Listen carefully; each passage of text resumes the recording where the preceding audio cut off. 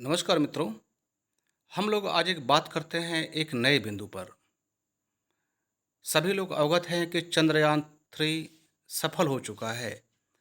अब जब चंद्रयान सफल हो गया है तो निश्चित रूप से कुछ ऐसी बातें और जाननी चाहिए जो इन घटनाओं से भी संबंध रखने वाली कुछ बातें हैं। जैसे मैं यदि आपसे पूछूं कि भारत के प्रथम नागरिक कौन हैं जो अंतरिक्ष में गए थे, आप जानते हैं? तो चलिए हम लोग आज उन्हीं के बारे में कुछ विस्तार से जानते हैं। सबसे पहले तो कुछ शब्दावली है जो आपको जानना बहुत ज़रूरी है। इसके बगैर पूरी बात समझ में नहीं आ पाएगी। आप यहाँ पर देख रहे हैं, मैंने लिखा हुआ है भारत का प्रथम व्योमनाट। व्योमनाट वास्तव में यह दो शब्दों से बना हुआ है। पहला शब्द है व्योम। यह हिंदी शब्द है जिसका अर्थ होता है आसमान। तो चूंकि अंतरिक्ष यात्री की अंग्रेजी तो एस्ट्रोनॉट होती है, जो मैंने लिखा हुआ है ASTRONAUT। तो इसी तर्ज पर जो अंत में नॉट लगा हुआ है, उसी के आधार पर, इसी के तर्ज पर हम भारत के लोगों ने एक नया शब्द कॉइन किया हुआ है, गढ़ा है, बनाया है। वह है व्योमनॉट। व्योमनॉट का अर्थ है अंतरिक्ष यात्री। तो अब जो है भारत का प्रथम व्योमनॉट या एस्ट्रोनॉट, या हम लोग और साधारण भाषा में कह सकते हैं भारत का प्रथम अंतरिक्ष यात्री। और जो भारत के प्रथम अंतरिक्ष यात्री हैं वह विश्व के 138वें अंतरिक्ष यात्री भी हैं। अर्थात इनसे पहले 137 लोग आसमान में, अंतरिक्ष में जा चुके थे। आप इनका नाम जानते हैं? बिल्कुल सही। इनका नाम है squadron leader Rakesh Sharma. Squadron leader जो आप लिखा हुआ देख रहे हैं, यह एक पद का नाम है। भारतीय वायुसेना में यह पद है और राकेश शर्मा इसी पद पर थे जब इनको अंतरिक्ष में भेजा गया था। तो ये तो बात हो गई कि इनका पद कौन सा था और ये किस विभाग में थे और उनका नाम क्या है। तो नाम राकेश शर्मा और विभाग था भारतीय वायुसेना अर्थात इंडियन एयरफोर्स, और पद का नाम था स्क्वाड्रन लीडर। चलिए इनके बारे में हम लोग कुछ और जानकारी हासिल करते हैं। अब थोड़ा हम लोग इनके चित्र को भी देख लेते हैं। आप पहचान लीजिए कि वास्तव में स्क्वाड्रन लीडर राकेश शर्मा कैसे दिखते हैं। देखिए बिल्कुल जवान थे, युवा थे जब ये अंतरिक्ष में गए थे।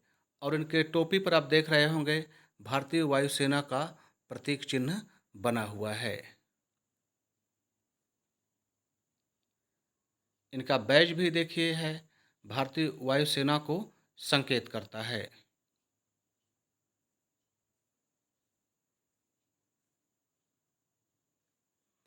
इनका जन्म 13 जनवरी 1949 को हुआ था। अब 1949 क्या आप बतला सकते हैं कि आज के डेट में एक कितने उम्र के हो चुके हैं? अर्थात 13 जनवरी 1949 और आज है 1 सितंबर 2023। तो आप बतलाइए कि ये कितने साल के हो गए हैं। इनका जन्म पटियाला शहर में हुआ था और आप भली भांति जानते हैं पटियाला शहर पंजाब राज्य में है। पंजाब के लोग वैसे भी ये सब विशेष कार्य करने में अन्य लोगों की तुलना में बहुत आगे होते हैं। जिसको कोई नहीं करना जानता है, पंजाब के लोग जी जान लगा कर के करते हैं। तो इनका जन्म पटियाला शहर में हुआ था जो कि पंजाब राज्य में है। इनकी माता का नाम तृप्ता शर्मा और पिता देवेंद्र नाथ शर्मा। आप समझ ही गए होंगे, इसके बारे में तो कुछ आपको बतलाने की ज़रूरत नहीं है। माता पिता का नाम है। अंतरिक्ष अभियान 1984 सोयूज T11 जब ये अंतरिक्ष में गए थे उस समय 1984 चल रहा था। और उसी समय रूस ने, अर्थात USSR, उस समय जो वर्तमान का रूस है उस समय USSR कहा जाता था और उसमें काफ़ी बड़ा था। तो रूस ने अर्थात USSR ने अपने अंतरिक्ष अभियान में 3 अंतरिक्ष यात्रियों को अंतरिक्ष में भेजा और जिस रॉकेट से या एयरक्राफ्ट से भेजा गया उसका नाम था T-11। तो जिस विमान से या एयरक्राफ्ट से गए थे उसका नाम था सोयूज T-11। यह एयरक्राफ्ट का नाम है। इसी में बैठ करके अर्थात सोयूज T-11 में बैठ करके स्क्वाड्रन लीडर राकेश शर्मा और 2 रूसी अंतरिक्ष यात्री एक साथ लोग अंतरिक्ष में गए थे। और अंतरिक्ष में जो इनका समय बीता वह 7 दिन 21 घंटे 40 मिनट, अर्थात 7 दिन 21 घंटे 40 मिनट। अब प्यारे छात्रों, आपको यह बतलाना है कि कितना समय वो और रह गए होते अंतरिक्ष में कि 24 घंटे अर्थात 8 दिन हो गया होता। 21 घंटे 40 मिनट जो लिखा गया है इसको 24 घंटा करने के लिए कितने समय की और आवश्यकता पड़ेगी ताकि वह 8 दिन हो गया होता। वैसे भी 7 दिन 21 घंटे 40 दिन को हम लोग यदि 8 दिन भी कह देते हैं तो कोई गलती नहीं होगी। फिर भी टू द पॉइंट की बात हो तो आप मुझे बतलाएं कि कितने घंटे और रहे होते, कितने घंटे कितने मिनट और रहे होते कि यह 8 दिन हो गया होता। अब थोड़ा बात कर लेते हैं कि ये जब छात्र थे, क्योंकि पढ़ने लिखने में तो अच्छे थे ही जो है, तो इन्होंने 1966 में एनडीए की परीक्षा पास की। एनडीए जैसा कि आप जानते हैं खड़गवासला में स्थित है, नेशनल डिफेंस एकेडमी। यहाँ पर जो पढ़ाई होती है अर्थात यूपीएससी के माध्यम से जो लोग चयनित होते हैं तो वे सारे अधिकारियों का प्रशिक्षण इसी एनडीए में होता है और फिर जो है एयरफोर्स, नेवी, आर्मी तमाम जगहों पर जा कर के अपने पदों को संभालते हैं। तो 1966 में इन्होंने एनडीए की परीक्षा पास की थी।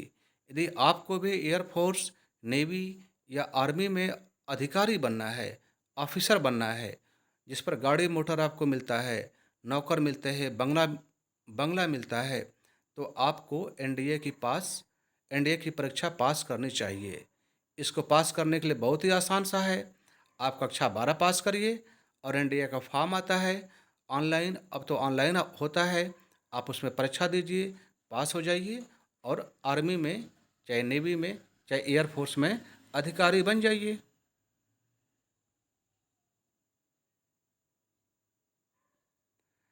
और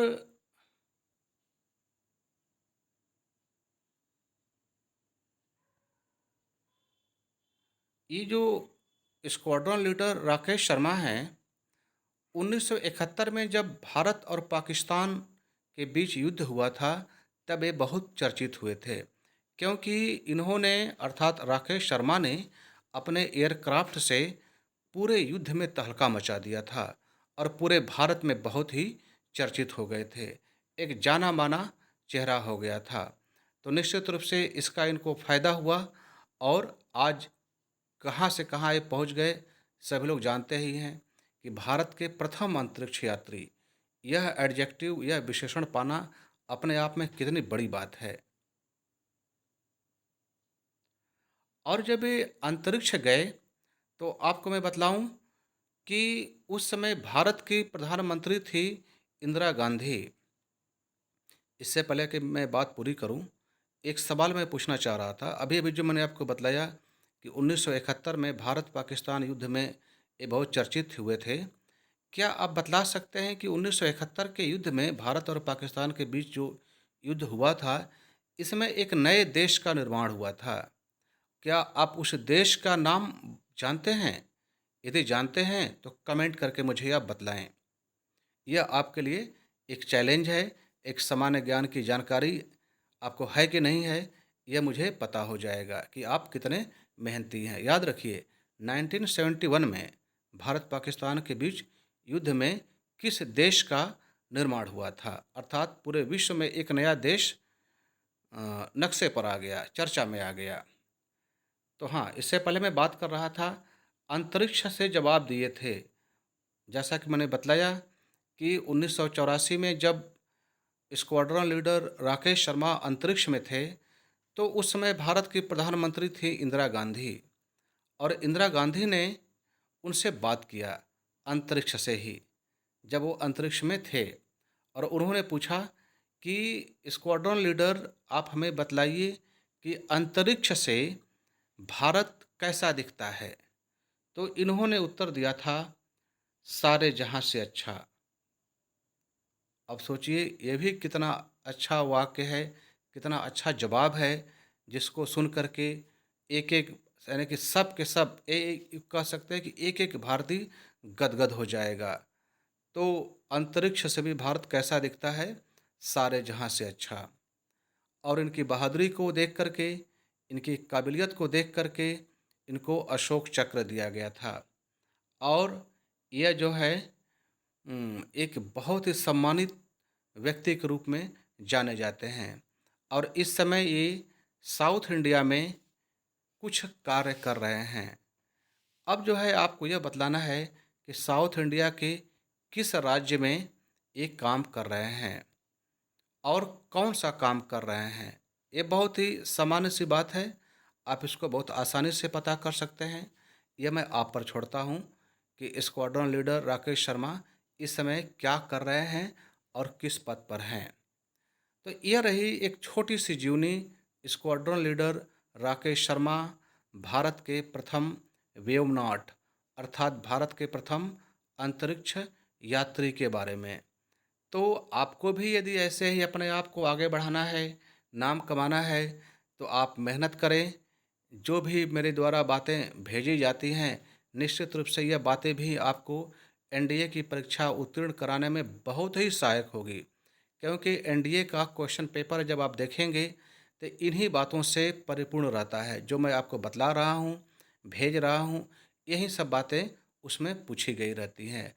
और ऐसे ही कोई वाक्य दे दिया जाता है और उसमें प्रश्न बना करके पूछा जाता है और उत्तर देना होता है। तो आपको एक नया अंतरिक्ष यात्री बनना है, एनडीए पास करके आपको वायुसेना या जल सेना या थल सेना में जाना है, तो आप सारे वीडियोज़ को देखते रहें और अपने मित्रों को भी दिखलाएँ। आप ही केवल आगे बढ़ें, ये भी अच्छी बात नहीं है। आप अपने मित्रों को भी आगे बढ़ाएँ, ताकि आपके साथ आपके मित्र भी, समाज के लोग भी आगे बढ़ें। इसलिए मैं आपसे यही कहना चाहूँगा कि जो वीडियो आप देख रहे हैं, निश्चित रूप से आपके लिए लाभदायक तो हो ही रहा होगा। आप अपने मित्रों को भी लाभ कराएँ। इसलिए सारे वीडियोज़ को आप अपने मित्रों के पास भी भेजें, ताकि आपके मित्र भी आगे बढ़ सकें।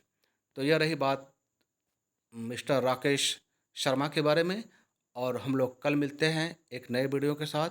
तब तक के लिए धन्यवाद।